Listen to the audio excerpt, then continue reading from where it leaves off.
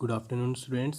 आज के इस वीडियो में हम आपका चैप्टर 14 जो है एरिया का, उसकी एक्सरसाइज 14.1 के बच्चे क्वेश्चन करने वाले हैं, जिसमें सबसे पहले क्वेश्चन नंबर 3 है। इस चैप्टर का सबसे इंपॉर्टेंट पार्ट है कि आपको फॉर्मूले याद रखने पड़ेंगे।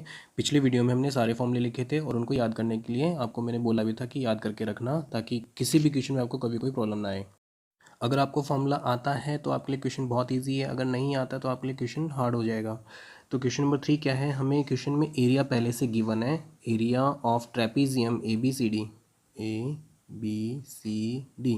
बी सी डी ट्रेपीजियम का एरिया हमें पहले से दिया हुआ है, यानी 34 सेंटीमीटर स्क्वायर ऑलरेडी गिवन है क्वेश्चन में। हाइट क्वेश्चन में गिवन है 4 सेंटीमीटर और वन साइड गिवन है क्वेश्चन में 10 सेंटीमीटर, तो कोई भी एक साइड हमने लिख दी 10 सेंटीमीटर। आपको क्या करना है क्वेश्चन में, फाइंड सेकंड साइड। जो सेकंड साइड है यानी ए बी, यहाँ सेकंड साइड के आगे लिख देता हूँ मैं ए बी, तो आपको ए बी फाइंड करना है इस क्वेश्चन में। ए बी कितना होगा, ठीक है। तो आपके पास एक फॉर्मूला है एरिया ऑफ ट्रेपेजियम वाला, वो फॉर्मूला एक बार लिखेंगे using formula. Area of trapezium is equal to half multiply by A plus B. ये ए और बी का मतलब है जो पैरेलल साइड है इसकी, उसमें से एक पैरेलल साइड ए है और दूसरी पैरेलल साइड बी है, तो मैंने ए और बी लिख दिए। इन दोनों का sum multiply by H, H यहाँ हाइट है। तो 34 centimetre square is equal to क्या हो जाएगा, half multiply by A plus B. B की वैल्यू 10 ले ली थी हमने और 4 इसकी हाइट है। तो इस 2 से ये 4 मैंने कैंसिल कर दिया, क्योंकि मल्टीप्लाई है, ये वैल्यू पहले सॉल्व होगी उसके बाद मल्टीप्लाई होगी, तो मैंने इन दोनों को कैंसिल कर दिया। 34 इज इक्वल टू क्या हो जाएगा, ए प्लस बी मल्टीप्लाई बाय 2। अब आपको यहाँ एक चीज़ स्पेशल ध्यान रखनी है कि जब कोई भी वेरिएबल हम फाइंड करते हैं उसके साथ अगर कोई नंबर मल्टीप्लाई हो रहा है, तो वेरिएबल को निकालने के लिए हमें वो नंबर दूसरी साइड भेजना पड़ेगा। ये जो 2 है मैं इसको दूसरी साइड भेजूंगा और ये मल्टीप्लाई की जगह उधर हो जाएगा डिवाइड, यानी 34 divided by 2 is equal to A plus 10। ये बी की वैल्यू है 10, ठीक है। और 34 डिवाइड बाई 2 होता है 17। अब बचा यहाँ ए प्लस 10, तो ए की वैल्यू निकालने के लिए अब ये दोनों साथ में हैं, 10 इसके साथ प्लस में है, 10 ए की वैल्यू निकालूंगा तो ये 10 दूसरी तरफ ट्रांसपोज हो जाएगा और ये क्या बन जाएगा उधर, पहले उधर जाके बन जाएगा माइनस का, यानी ए इज इक्वल टू बन जाएगा 17 माइनस 10। लेकिन मैंने यहाँ एक चीज़ की है, 17 is equal to A plus 10 या A plus 10 is equal to 17, ये दोनों ही चीज़ें सेम है, ठीक है। ऐसा मैंने इसलिए लिख दिया क्योंकि हमेशा वेरिएबल की जो वैल्यूज़ होती है वो हमेशा वैल्यू लेफ्ट साइड में आनी चाहिए। तो ए इज इक्वल टू क्या बचेगा, ये 10 उधर चला जाएगा, माइनस में आ जाएगा, 17 माइनस 10, तो ए की वैल्यू क्या आ गई, 7 सेंटीमीटर। बहुत ईजी क्वेश्चन था। नेक्स्ट क्वेश्चन है क्वेश्चन नंबर 4, और इस क्वेश्चन में सबसे इंपॉर्टेंट पार्ट है इसका डायग्राम। ये जो डायग्राम था इसमें ऑक्टागन दिया हुआ था, और ये जो ऑक्टागन होता है ये 8 साइड का होता है। देखो 1 2 3 4 5 6 7 8 साइड की एक शेप है और वो रेगुलर है। रेगुलर का मतलब इसकी सारी तरफ से जो जैसे ये 5 सेंटीमीटर, तो ये भी 5 है, ये भी 5 है, ये भी 5 है, ये भी और ये भी 8 की 8 साइड इसकी 5 मीटर की हैं, ठीक है। सेकेंड चीज़ हमें इसमें क्या दी गई थी, इस ऑक्टागन का हमें एरिया फाइंड करना है। एरिया फाइंड करने के लिए आपको मैंने इसको 3 पार्ट में डिवाइड कर दिया, 2 लाइन यहाँ ड्रॉ कर दी, और ये जो पिंक वाला पार्ट है इसको पार्ट 1 बना दिया, ब्लू वाले पार्ट को पार्ट 2 बना दिया और ग्रीन वाले पार्ट को पार्ट 3 बना दिया।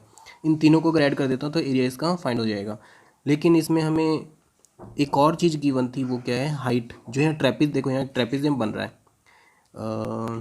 यहाँ से देखो ये वाला पार्ट, ये वाला पार्ट इसका ट्रेपेजियम है और नीचे भी इसके ट्रेपेजियम बन रहा है। तो हमें ट्रेपेजियम के लिए एरिया फाइंड करने के लिए हिंट दे दिया है कि इसकी हाइट कितनी है, 4 मीटर, ठीक है। उसके बाद ये जो यहाँ से लेके यहाँ तक की लेंथ है, ठीक है, ये हमें 11 मीटर दे दी है। ये रहा 11 और ये रहा 11, ठीक है। ऊपर है 5 मीटर। तो आप गौर से देखो, ट्रेपेजियम का एरिया निकालने के लिए जो इन्फॉर्मेशन आपको चाहिए सारी आपको पता चल गई है। एक साइड इसकी 5 मीटर है, दूसरी साइड इसकी 11 मीटर है और दोनों की हाइट कितनी है, 4 मीटर है। तो यहाँ जो फर्स्ट शेप एक ट्रेपेजियम है, थर्ड शेप भी एक ट्रेपेजियम है, और जो सेकंड शेप है वो एक रेक्टेंगल है। देखो 5 मीटर इसकी ब्रेड्थ है, 11 मीटर इसकी लेंथ है। तो हमें इन तीनों का एरिया फाइंड करके ऐड कर देना है, तब जाके टोटल एरिया निकलेगा। तो क्वेश्चन क्या है, find the total area. Total area का क्या फॉर्मूला हो जाएगा, हाइट ऑफ ट्रेपेज। अच्छा, इन्फॉर्मेशन क्या क्या गिवन हमें, हाइट दिया क्वेश्चन में 4 मीटर, फर्स्ट पैरेलल साइड है 5 मीटर और सेकंड पैरेलल साइड है 11 मीटर। ये है ट्रेपेजियम का एरिया फाइंड करने के लिए। टोटल एरिया हो जाएगा जब मैं पार्ट 1 2 और 3 तीनों को ऐड कर दूंगा एरिया निकाल के।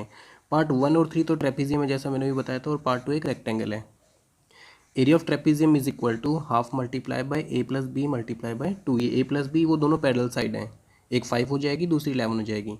तो मैं निकालता हूँ half multiply bye 5 plus 11 multiply by 4 question में हाइट थी 1/2 multiply bye 16 multiply by 4, 5 plus 11 होता है 16, मैंने 2 और 16 को कैंसिल कर दिया 8 से, बचा क्या 8 into 4, 8 multiply 4 is equal to 34 metre square, इसका फर्स्ट पार्ट हो गया। ठीक है, area of trapezium. Second part में क्या करेंगे, एरिया ऑफ रेक्टेंगल। रेक्टेंगल का फॉर्मूला होता है L इंटू बी, लेंथ यानी 11, ब्रेथ यानी 5, दोनों को मल्टीप्लाई किया 55 मीटर स्क्वायर, इसका सेकंड पार्ट आ गया area of rectangle. Third part भी एक ट्रेपीजियम था और ऊपर वाले जैसे ही ट्रेपीजियम की कॉपी है, सेम वही हाइट सेम है, ए और बी सेम है तो एरिया भी सेम आएगा, इसीलिए इसका एरिया भी क्या हो जाएगा 32 मीटर स्क्वायर। तीनों को ऐड कर देंगे क्योंकि तीनों को ऐड करने पे टोटल एरिया आएगा। We get by adding 1, 2 and 3 32 plus 55 plus 32, तो टोटल एरिया कितना हो जाएगा, total area is equal to 119 metre square, ये आंसर। नेक्स्ट जो क्वेश्चन है क्वेश्चन नंबर 5, इसमें हमें एक शेप दी है, एक रोम्बस की शेप ABCD। अब रोम्बस जो होता है उसका भी आपको एरिया बताया था, रोम्बस के एरिया का फॉर्मूला था half multiply D1 multiply by D2।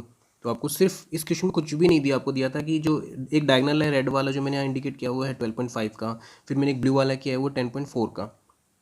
तो आपको सिर्फ क्या करना है, फॉर्मूले में वैल्यू पुट करनी है। Length of D1 is equal to 12.5, length of D2 is equal to 10.4। आपको करना क्या, फाइंड द टोटल। अच्छा, इस क्वेश्चन में क्या करना है, ये एक खेत था ABCD रोम्बस शेप का, इसमें आपको जो ज़मीन थी वो समतल नहीं थी, उसको समतल करवाने के लिए खर्चा लगाना था। ठीक है, तो ये क्वेश्चन में पूछा find the total cost of flattening, flattening का मतलब उसको समतल करवाने का खर्चा।